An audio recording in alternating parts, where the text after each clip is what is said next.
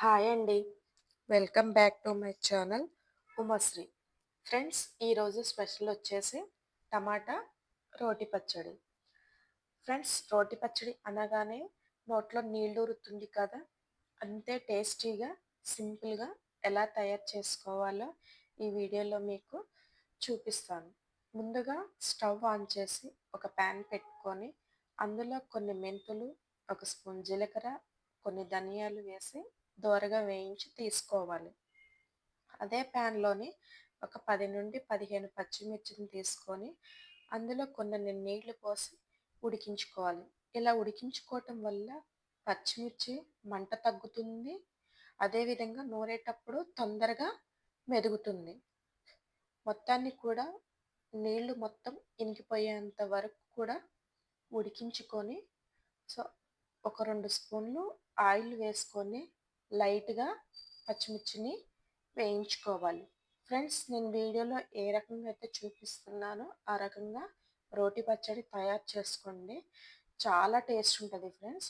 వేయించుకొని ఒక గిన్నెలోకి తీసుకొని అదే ప్యాన్‌లోని ఒక 10, 12 టమాటాలను మధ్యకు కట్ చేసి వేసుకోవాలి.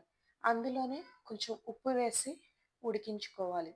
ఉప్పు వేయడం వల్ల టమాటా ముక్కలు మెత్తగా ఉడుకుతాయి ఫ్రెండ్స్. మళ్ళీ అందులోని కూడా జ్యూసీగా ఉంటాయి.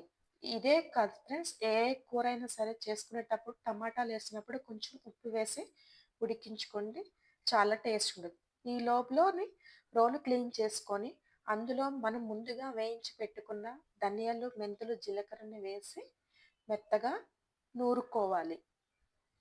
వాటన్నిటిని కూడా మెత్తగా నూరుకున్న తర్వాత మనం ముందుగా వేయించి పెట్టుకున్న పచ్చిమిర్చిని అందులో వేసి కొంచెమంత ఉప్పు వేసి మెత్తగా నూరుకోవాలి. సో ఫ్రెండ్స్, వీడియోని ఎక్కడా కూడా స్కిప్ చేయకోకుండా చూస్తేనే మీకు వీడియో అర్థమవుతుంది. సో చాలా సింపుల్‌గా ఇంట్లోనే మనం చట్నీలు ప్రిపేర్ చేసుకోవచ్చు. సో అందులోని రోటి పచ్చళ్ళంటే ఇష్టం లేదు అనుకున్న వాళ్ళు ఎవరు ఉండరు కదా ఫ్రెండ్స్. సో అందుకని పచ్చిమిర్చి మొత్తం కూడా మెత్తగా నూరుకున్న తర్వాత వేయించి పెట్టుకున్న టమాటా ముక్కల్ని వేసి రుబ్బుకోవాలి. మొత్తాన్ని కూడా మెత్తగా రుబ్బుకోవాలి. చాలా టేస్ట్ ఉంటది ఫ్రెండ్స్ పచ్చడి.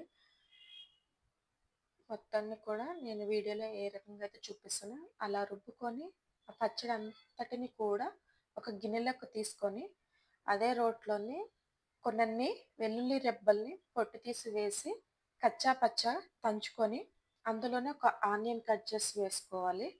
అది కూడా కచ్చా పచ్చాగా దంచుకోవాలి. మరి మెత్తగా దంచుకోకండి. పచ్చడి వేసుకొని తినేటప్పుడు ఈ ఉల్లిపాయ తగులుతుంటే చాలా టేస్టీ ఉంటుంది పంటికి. అవన్నీ కచ్చా పచ్చా దంచుకున్న తర్వాత సో ఈ పచ్చడి వేసి మొత్తం కూడా రుబ్బుకోవాలి. చాలా అంటే చాలా బాగుంటుంది ఫ్రెండ్స్.